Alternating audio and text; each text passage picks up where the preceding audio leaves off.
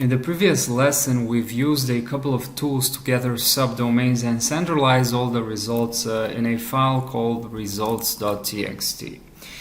Important to consider about the results files is that it may very likely contain duplicates, and it also contains a lot of subdomains that might not be up.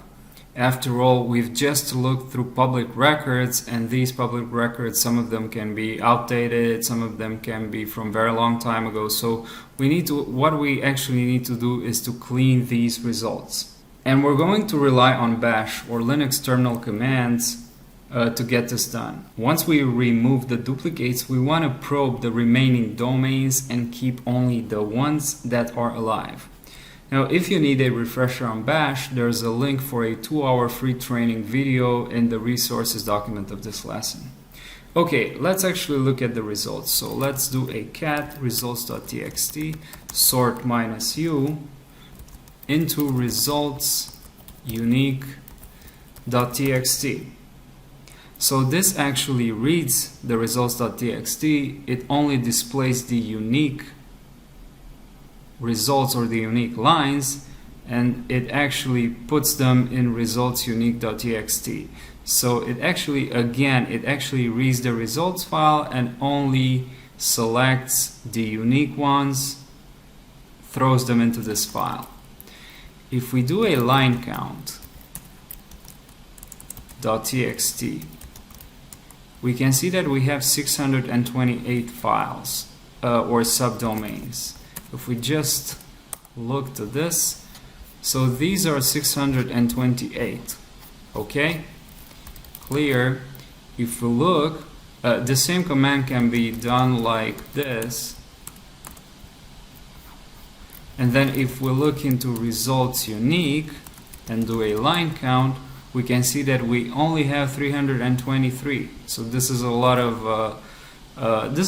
of cleaning from the very beginning. Okay, now that we have a list of unique subdomains, we want to probe these subdomains and only keep the ones that are alive. So if we look into the results unique, there are many results here, and some of them are probably not alive. So what we want to do is to use a tool called http probe by tomnomnom. So cat results.txt. This is how you actually use it. And then we pipe the reading of this file into http probe -c100, and then we can simply say results. We can simply forward this output from http probe into results alive. Let me actually make this bigger, .txt. Okay, so again, this is actually going to read the results.txt file like I did here, and it's actually gonna send this output to http probe, which is going to check each of these lines. So it's going to add, so I've already so this http probe is going to add http or https to each of these. So for example, http probe is going to take the domain webmail, and it's first going to add HTTP and then check if it's up. It's going to add HTTPS, check if it's up, and if it finds it up, it will simply throw it into resultsalive.txt. Okay, let's see what I've been messing around here with. So I should delete this, -r results alive. Okay, and now let's run the entire thing again. Okay, and the -c parameter here is for concurrency. In this case, you have 100 concurrent threads, meaning that this is actually going to run very fast. I think the default is 50 or something. If I do not throw the results into resultsalive.txt, I could simply run the command, and we can see how fast it goes by looking through the output, and you can see how it adds HTTP and HTTPS randomly to each of these potential subdomains. Okay, alternatively, you can use a tool I coded myself in Python, and I'll link to it in the resources document. I called it upcheck.py, which is very inspirational, and we can actually look into it. So I think it's in root tools, my tools, upcheck.py.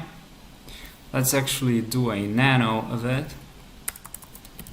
Okay, as you can see, I've been using the threading from Recon mLearner, so I'm actually saying thanks for him for actually helping me build this code. Now, this tool, what it does, it actually receives input via command line. So I feed a text file with potential subdomains, and it adds HTTPS to each of them, and it checks its live status. So this would be kind of very similar to Tom Nom Nom's HTTP probe, but what I've added additionally is that it also gives the HTTP status code of the response, such as 200 for OKs, 300 for redirects, 400 for errors, and so on and so forth. So it actually takes a command line argument, which is a list of potential subdomains, and then it adds HTTPS. And what I'm doing here is that I'm using a list comprehension to actually read the text file that is the input file and actually convert that text file into a list of subdomains with HTTPS appended at the beginning of the file, at the beginning of the line.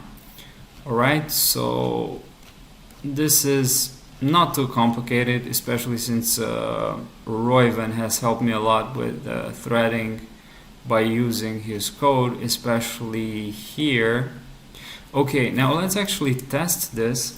Let's actually try it out on a subset from our unique subdomains. So let's do a head -n20 results unique.txt into, let's call it results subset.txt. What this line does, it takes the first, so head -n20, it actually displays the first 20 lines from results unique. I could do head -n-r, and it will actually it doesn't randomize it, but what I could do is sort -r, and this is actually going to, or not, sort -r, this is actually randomizing it, so it's always a different order. But anyways, what I did here is I took so what I did in this command, I took the first 20 lines and just paste them in results subset. So if I cat results subset, we can see the first 20 lines. Clear.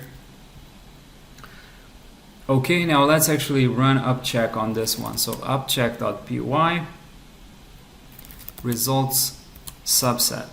Hopefully we don't get many errors. All of them show 200 OK, which is interesting. Let's do a follow. Yeah, it actually asks you to connect to, it's a redirect in this case.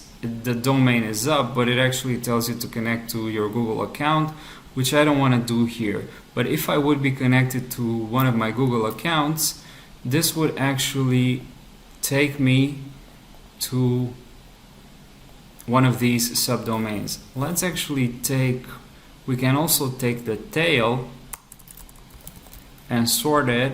So this is actually going to take the final 20 lines from a results unique, and it will randomize it. This is probably that's probably a better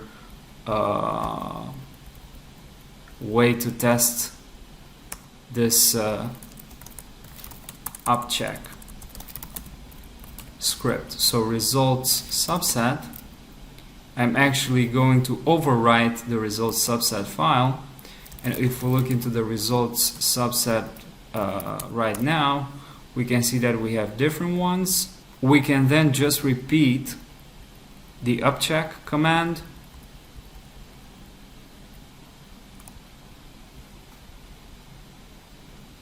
And this also seems to be quite fast. If I wouldn't have been using the threading from Recon, it would take much longer compared to what it is here. So we also have SSL errors, and this actually says please verify manually. If we go to this domain, it's going to give us the potential security issue, and we could simply I don't think we can do more here, but if we try to access the HTTP, it still doesn't let us. So this is kind of a server misconfiguration if I am correct. Once upcheck.py finishes, the results might need a little bit of cleaning. Now you can observe that the results or the output is in the form of URL and its status code. You can further clean or process it, or simply paste this in a new file. So we can take this, Ctrl-Shift-C, let's do nano upcheck results.txt, and then Ctrl-Shift-V, Ctrl-O to save, enter, Ctrl-X, cat upcheck, all of them are in there.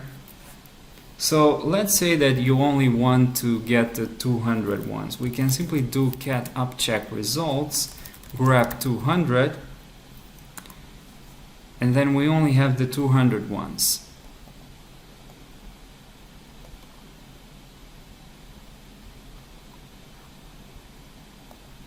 Because we have 200 here as well, so it's not we can also try like this, wrap this,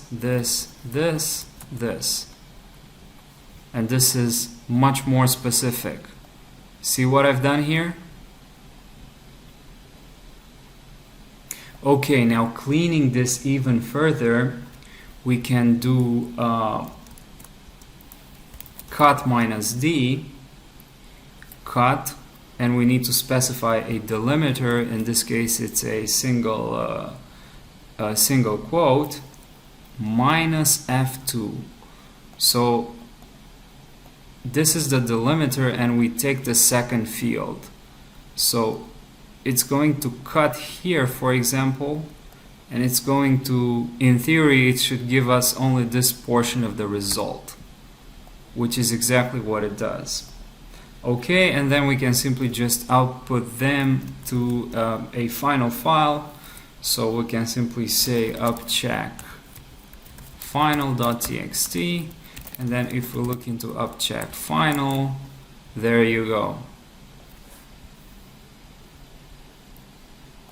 Now be aware that sometimes upcheck can be slow depending on your network connection, and sometimes it can break because I did not take time to optimize it accordingly.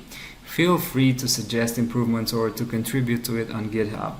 Now I hope that you realize how important it is to know Python and Bash in security research, in penetration testing, and also in bug bounty hunting. These skills, as I said in previous lessons, will give you a competitive advantage over the rest of the researchers who have no such skills. Alright, now that we have a clean list full of alive subdomains, let's proceed further with our assessment.